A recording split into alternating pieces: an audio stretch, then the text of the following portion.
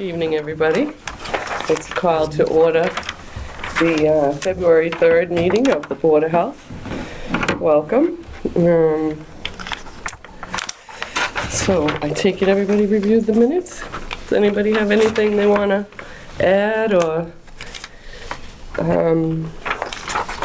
change or make corrections to it? I'll make a motion that we accept the minutes as presented. I second. Okay. All in favor? Aye. We'll pass 3-0. We have this thing.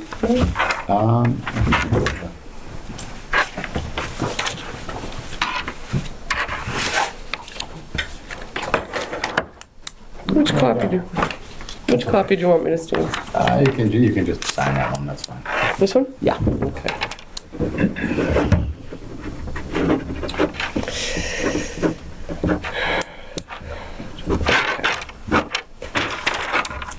There you go.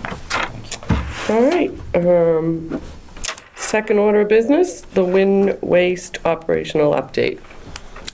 Hey, Elliot, how you doing? Good, how are you? That's good.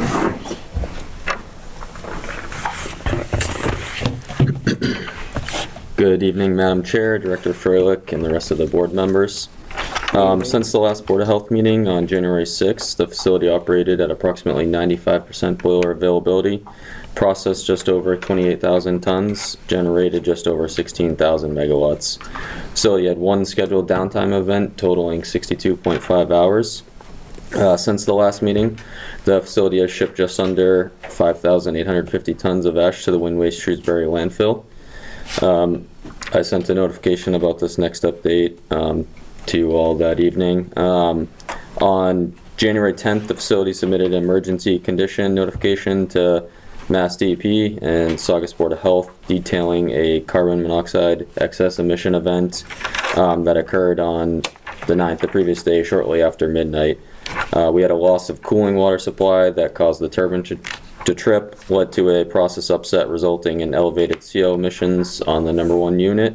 The 4-hour block average for CO during the event was 111 ppm with a permit limit of 100 ppm. The operators took immediate action to restore normal operations, direct the steam out the silencer as designed during the turbine trip and that venting evolution, and then we were able to restore cooling water flow and bring the turbine back online shortly thereafter. There were no radioactive loads received at the facility since the last Board of Health meeting. I know we briefly were discussing this beforehand. Submitted the annual monofill progress report to DEP and Board of Health on Friday, January 31st. The report shows a remaining capacity of approximately 95,000 cubic yards. That's as of October 11th, 2024. That translates to a remaining permitted site life ranging from 1.1 to 3.8 years. Again, remains our strong preference to continue to manage the plant's ash at our on-site monofill and keep the trucks off the road. We're going to continue to export a portion of the ash from the facility as we seek a more permanent solution. I know you didn't get a chance to review that, Joe, but that'll be forwarded over. And then on a community update, we had some representatives at the Saugus Senior Center for their annual New Year's celebration. That's all I have for the update for this meeting. Any questions? Did you submit any questions? No, but can I ask some questions about his report? You can, yeah, and if you can't answer them, we can get it next month. Okay, great. If you'd like to ask a question, and if it's unanswerable, we'll just ask you to answer it next month. No problem. What was the loss of the cooling water? Yeah. So our intake comes from the river. So we have a set of filtration devices in front. We have what they are called traveling screens. And that night it got extremely cold with the wind chill, and they rotate at least 15 minutes of every 30-minute block. And while they were off, to the best of our knowledge, and we brought in the contractor that does all of our PMs and maintenance on the equipment and talked to him about it. We believe that with the extreme cold temperatures and it being low tide, that water it basically froze. There was a lot of seaweed and material growth on the screens, and it kind of prevented a blinding. And then trying to pull through the screens when they couldn't start. They tripped. So then, over time, we were able to get them running, but it took a solid hour and a half or so. And without that cooling water flow, you can't condense the steam from the turbine, and resulted in what we call a loss of vacuum, and then turbine had to be taken offline. So was a short-term, long-term plan on, so this doesn't happen again? I mean, Yeah, we've talked to the contractor and the OEM of the equipment about a couple different things.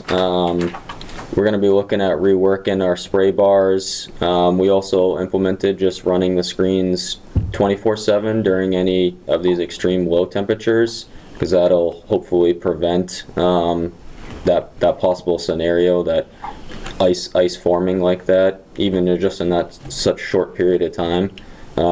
So that's one thing we've implemented since then, is just running them 24/7 versus on that automatic cycle where they only have to run for that 15 minutes of every 30-minute block, which so far is, even since then we've had some pretty cold weather. It seems to be paying off, so we'll be evaluating if that'll be SOP going forward. just one question on the, from last meeting, and I don't know if you can answer this, because I haven't had a chance to see the report, but we asked for additional information. You think all that information is in there as far as a monthly accounting of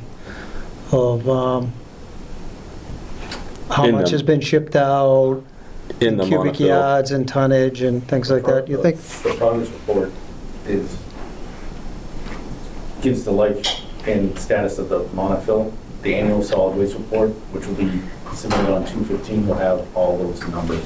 Okay, And then your I'll take- construction sequencing is included in the annual progress report. okay. Okay, great. So if we don't think the information is there, we can contact you and just get it. Okay, great. Thank you. That's it. Thank you, Elliot. Thank you. Thanks. Thanks, Elliot. Okay. Teresa, you're up. Public health nurses report. Okay, how are you? Good evening. So we'll start off, this past month, January 2025, we've had 44 cases of COVID. Again, does only includes the rapid tests. Does not include the rapid tests. And 123 deaths have been in Saugus since March 2020, resulting in COVID, and none last month. They do recommend you getting the booster shot. They are available in CVS and Walgreens. 116 cases of influenza. That is compared to 39 that we had last month. The numbers keep climbing, and usually at this point we see a peak and kind of it starts to decline, but it hasn't reached that peak yet. So we're still seeing a lot of numbers, a lot of cases out there. So again, if you haven't gotten vaccinated, please go and get vaccinated. CVS and Walgreens have those as well. We had pretty successful 2 flu clinics here in Saugus, but it's not too late to get those. What I did want to just touch upon, because I know people have been asking questions, it's been on the news, is avian flu H5N1. We have seen 1 death here in the United States. That was in Louisiana. A couple of numbers for you. So since 2024, we've had 66 human cases of the bird flu in the U.S. Since 2022, there's been 67. So only 1 case in that 2-year period, and then 66 have in this last year. Outside the US, there have been 950 cases of documented H5N1, and half of those have resulted in death. H5N1 is similar, they have similar signs and symptoms of influenza A and B. However, the symptoms are much more severe. People get a lot sicker. Things that you can do to prevent getting avian flu is do not drink or eat any unpasteurized milk products. Make sure raw milk, don't drink or eat it, and cheese. Make sure things are pasteurized. Milk here in Massachusetts is one of the few states that we check the milk products before they're being packaged, and we test them. So if you buy local, that's much better.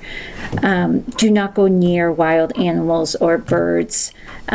Monitor your domestic animals or birds at home. Do not go near animals, birds that their behavior seems off or appear sick. And another thing they recommended is do not take off your shoes at home. Bird flu or the H5N1 can be passed through bird feces. So if you have that on the bottom of your shoe, you pass it through your house. So that's also one way. There has not been a reported case of a person-to-person contact, only animal-to-person. And so that's all I have. Pretty quick. Great information, thank you.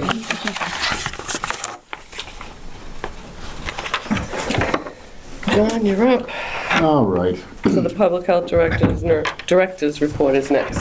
So I'm going to rifle down this list of activity over the last month.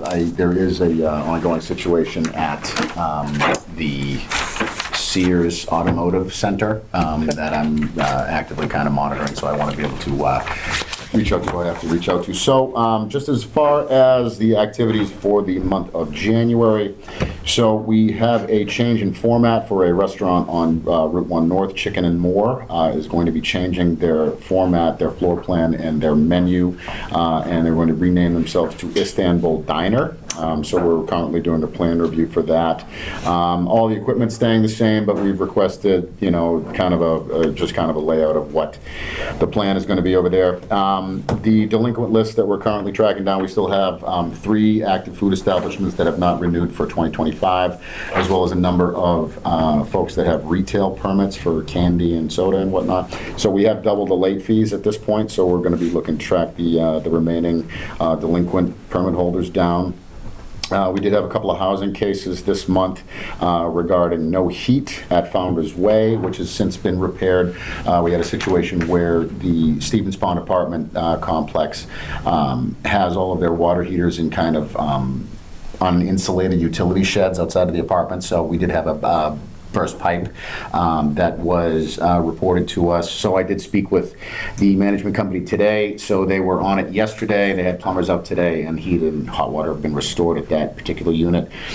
We are launching an investigation into a bed bug infestation on Hamilton Street.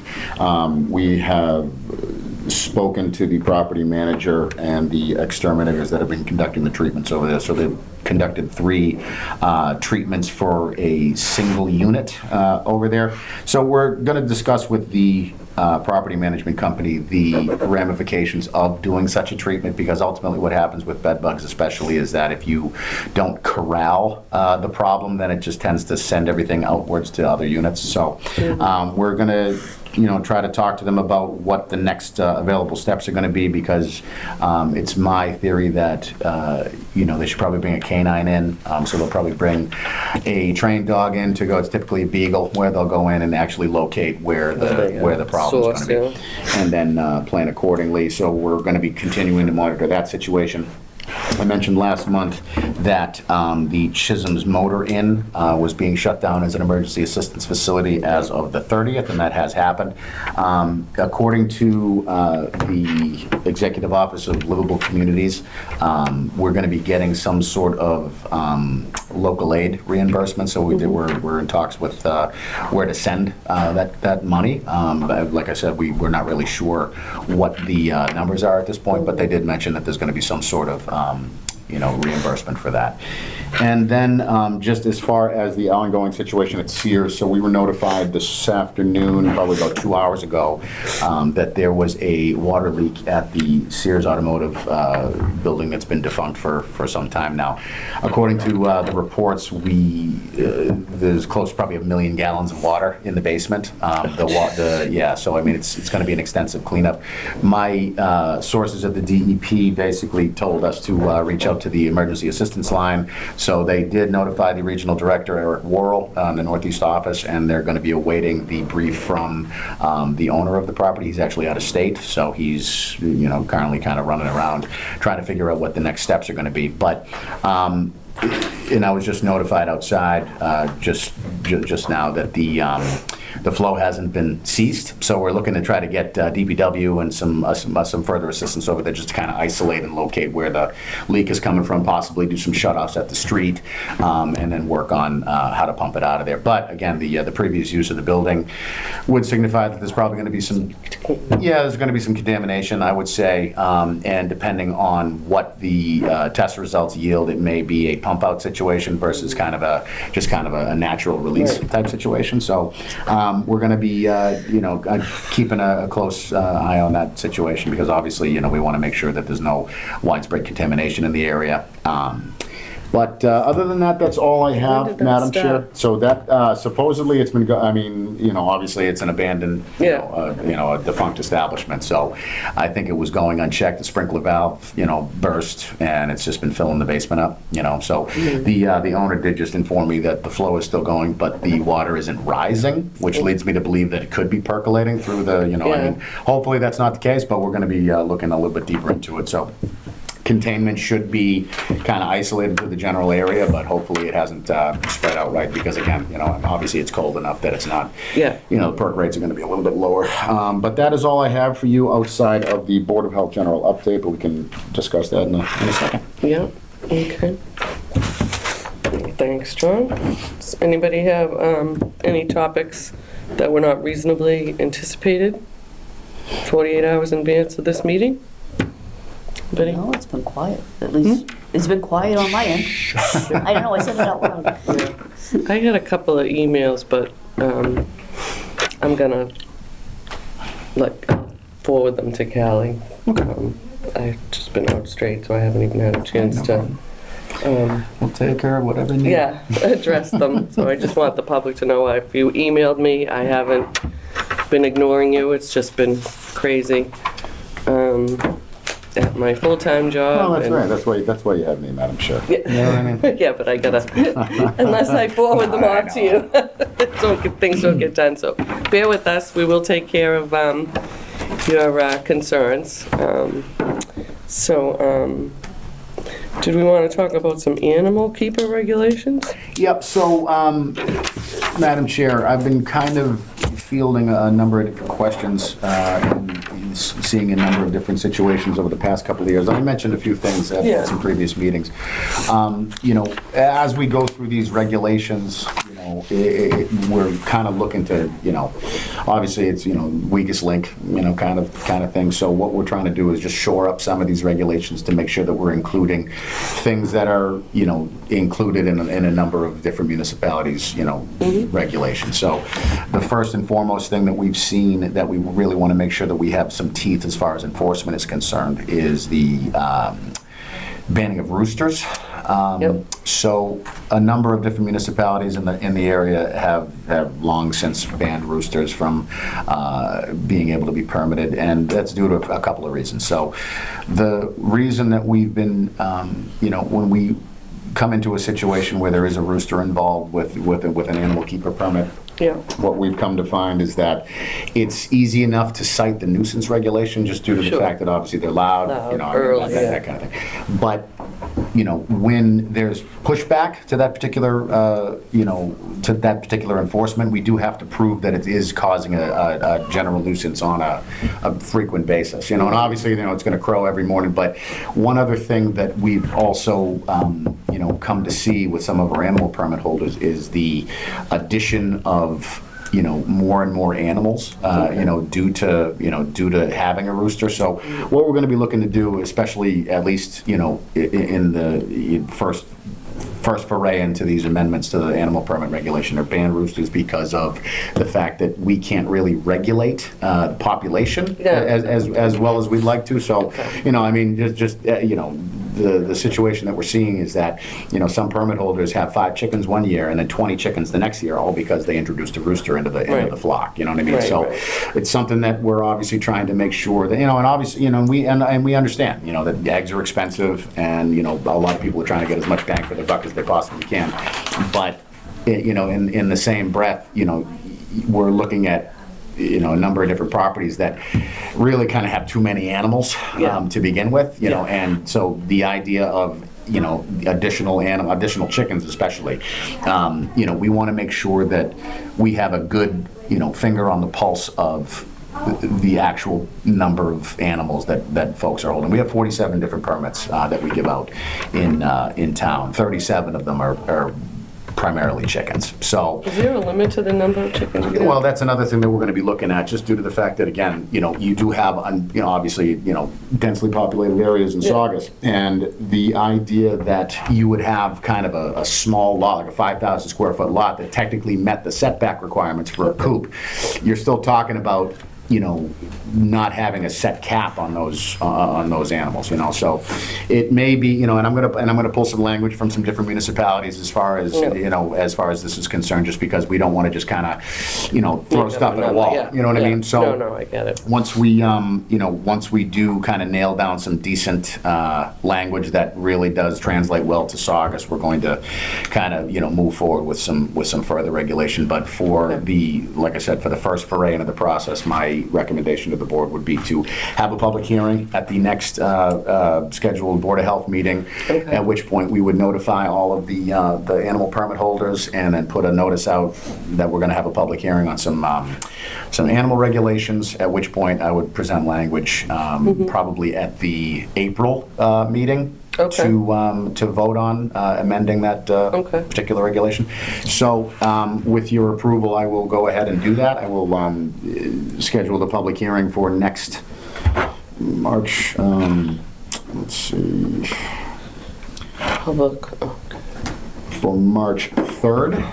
Would be the initial public hearing, so we'll notify all of our permit holders that we're going to be talking about it. You said there were 40-something? We have 47 permit holders, and 37 are exclusively chickens. Okay. So, we'll notify them, and then from there, I'll just, I'll speak with town council and make sure that the language is all, up to snuff as far as legal. Is there a limit to how many people can have? We don't permits? have a permit cap in town for animals. And again, if you look at the animal permit regulation, it's really Big. Yeah, in so many words. So, that's kind of an easy thing to shore up. Just add a page or two to a regulation that really could use some extra teeth. Because ultimately, you look at the actual regulation, there's not even really an enforcement wing. Sure. You know what I mean? No, So we're using the nuisance regulation under MGL 111 to try to enforce it, and it'd be a lot easier to just be like, here's the bylaw, you're in violation of this, and you owe us this if this isn't, you know what I mean? So No, I don't think that. make it a little bit, more user-friendly for folks that are looking at it, No, I So, agree. The nuisance law is not a. I mean, It will cover, but it's not enough. it's kind of a last resort. Yeah, That's no. why it's written in, All right, no, that makes sense. I think it's timely. Yeah, I Well- think it would, especially with the. Well, and again, like I said, I mean, had it been, if it wasn't such a blatant disregard for it, people are bringing them in, and it's just like, oh, great, now I got 30 chickens, that's 3 dozen eggs a day, who wants some, It's just something that we want to make sure we put our thumb on. Really. No, I think that's great. But, so with your permission, Madam Chair, I will notify the permit holders, and we'll hold the public hearing for Yep, for March, and then we'll open up a public comment period, at which point we'll vote on it in April. okay, yep, Sounds good. I think Sounds great. my colleagues agree. Great. I think that's great. I think it's good to be proactive before Great. something. Well, goes springtime, down. that's another thing too. People are going to be opening their windows, and people are going to be listening, and so Yeah. something we want to just get a hold Nip of. it in the bud. Get a hold of. Before we have too many problems. Anything else? Anybody have any questions, comments in the Audience, is that what? Yeah. No? Wow. This is an audience, I would say. This is a quick, Sure. quick meeting after the last Yes, one. yes. I like that. Right. Well, thank you all for coming. Stay warm, get your flu shots, stay home if you're sick, and Don't pick have up a- dead birds. don't pick up dead birds. Yeah. We have A lot a, of stuff. we have a motion to adjourn until the next March 3rd meeting. So moved. So moved. Second. Second, okay. All in favor? Aye. All right, we're adjourned. Thank you, everybody. Thanks, guys.